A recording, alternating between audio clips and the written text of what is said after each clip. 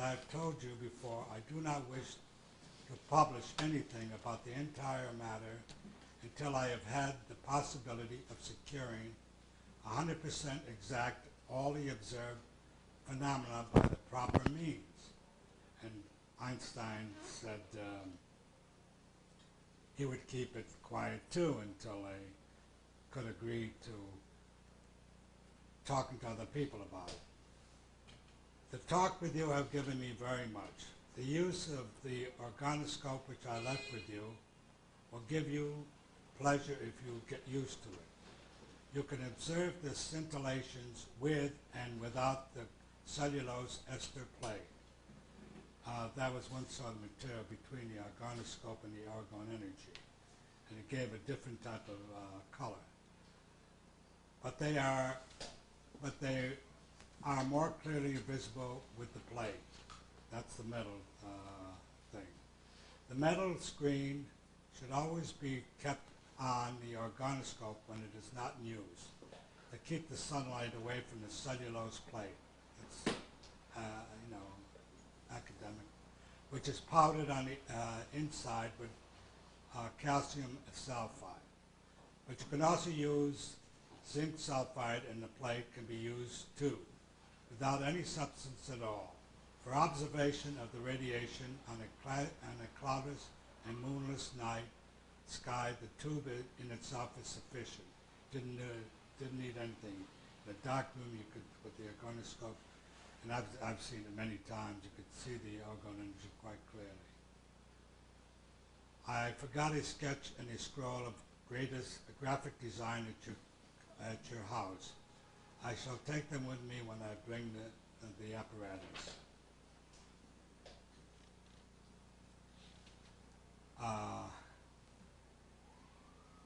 Then on January 20th, this was after Einstein, was it? What year? What year was it? 41. After Einstein, the first time spent 4 or 5 hours, and quite excited by it and all like that, and then with the temperature differences apparatus, he confirmed that too.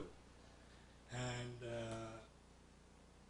then January 20th, after a couple of weeks, dear Mr. Einstein, kindly let me know whether it would suit you if I bring the apparatus for measurement of the temperature either at the end of this week, Saturday or Sunday at about 4 p.m., or during the next week, Wednesday or Thursday at the same time, to show you how to use it.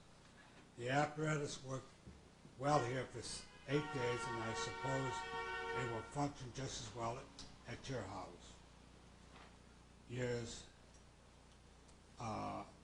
Willem Reich.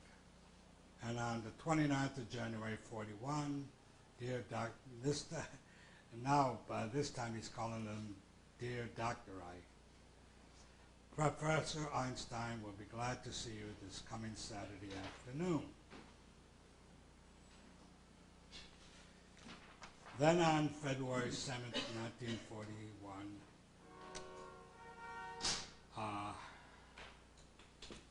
this is a long letter. I won't read the whole thing. But he goes on to say,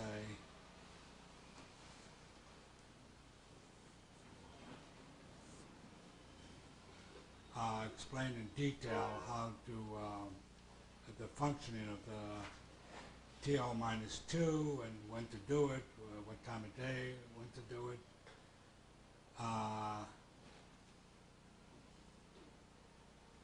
And he went on to say the value, describe the medical use that up to that point that he had found in the use of the accumulator. Summarize the effect of the radiation as observed thus far are the following: elimination of pain, even if extremely severe, dissolution of the cancer tumors, which he described in one case of a woman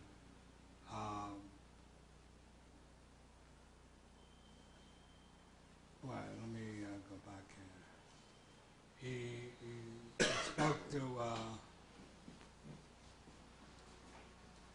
described how he treated the first patient with accumulator.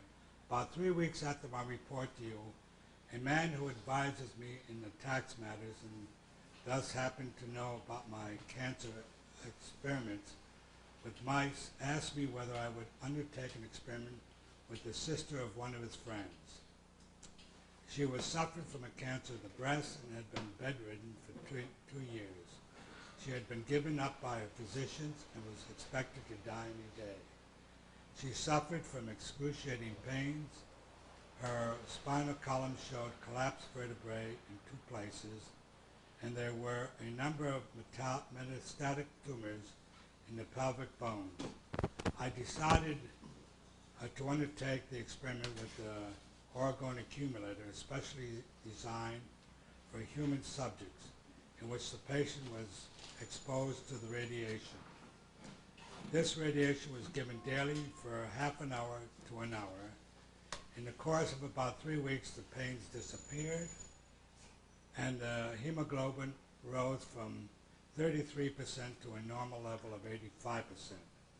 X-rays showed the tumors in the pelvic bones in the process of disintegration, and the destroyed bone parts in the process of regeneration by way of calcium deposit. Today, the patient can be considered well for the time being. Now, that was a very dramatic case, but he said for the time being. I'll just skip. And Dr. Reich had continued from 41 until 50, working on the cancer problem. A few other cases, many of them, most of them all responded well.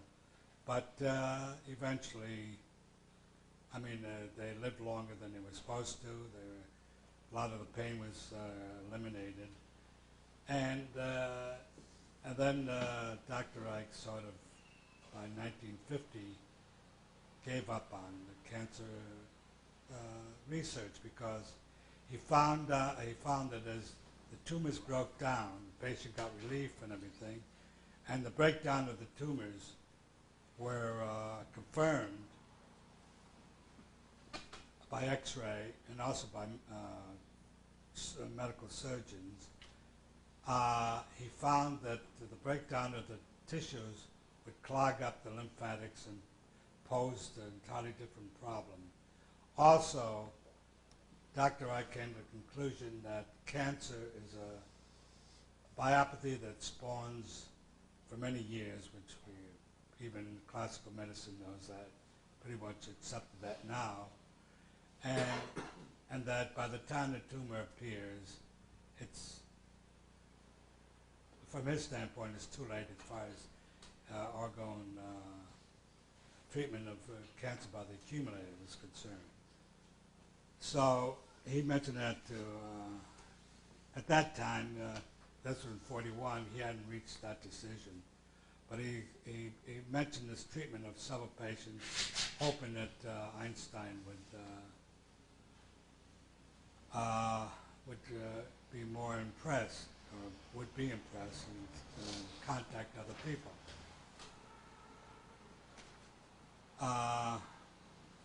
And then there was no correspondence between Einstein and Dr. Reich, and he said he would contact with him. That was from the end of February, and by May 17th, Dr. Reich had received nothing from Einstein, or from his office. So on May 17th, Dr. Reich wrote, "Dear Mr. Einstein, I ask myself why I have not yet received an answer to my letters of February 20th and May 1st.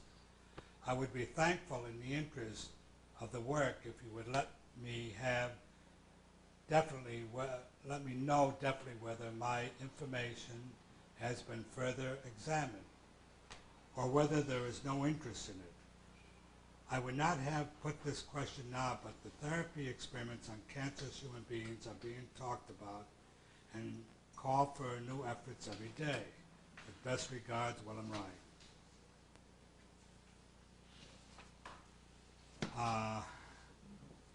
Then he still didn't receive anything. And he wrote back to him, "Dear Mr. Einstein, I cannot understand why you do not answer my letters, since you were so enthusiastic and was going to further study the temperature difference in the orgonoscope. Well, a very short time ago, I was of the opinion that you were waiting for the results of some kind of examination. You will understand that I could not regard your letter of February 7th as a final step in this matter, because the phenomena of the temperature differences was confirmed by you, and it is now only the question of the wrong interpretation of your assistant, which was definitely refuted through the measurement in the open air." Now, Einstein obviously did give it to one of his assistants, a physicist by the name of Einfeld. And he dismissed the TO minus T experiments by saying that it was just convection currents which cause the temperature differences around the accumulating substances. And Dr. Reich, after that, disputed that, or showed Einstein that was wrong, because Einstein put both of them in the ground where there could be no convection currents. And the TO minus T difference was still positive while it was in the ground, the temperature thermometers and everything. But Einstein or his assistant never answered that or refuted it. Furthermore, I cannot presume that you regard my earnest information as not to be taken seriously or as a swindle. Otherwise, you would not have listened to me for 8.5 hours with some interest and understanding. You would not have been willing to take an apparatus to make your own observation and to give the promise to help in the matter, should the difference in temperature be a fact with you. After all this, your silence cannot be understood. Through the explanation of the temperature differences by the tabletop, this matter was, of course, far from being solved, especially as the differences can be observed also in the open air. If you did not want to continue this matter, all you had to do was write that you were no longer interested in it. I cannot concede either that you keep in suspense a matter of such serious and far-reaching consequences as some people suspect who know academic behavior. Neither do I believe, after the talk I had with you, that you are conceited. You don't have to resort to such means to get out of a decisive affair. I have therefore, in all these last months, rejected all such suppositions as being unworthy of concern. I was of the firm belief that you have recognized the mentioned misinterpretation refuted through the experiment in the open air, and that you further studied the matter. Therefore, I informed you about the first observation on cancer patient and about those connected with the weather conditions. Furthermore, I do not work alone, but I have to confer constantly with specialists and co-workers. The further development of the work on the atmospheric orgone energy does not depend on your confirmation, and certainly not on the misinterpretation of your assistance. And then he ends the letter by saying, I can only assure you that I would have much preferred not to write such a letter. I ask you to be completely frank also in the case that you have heard malicious rumors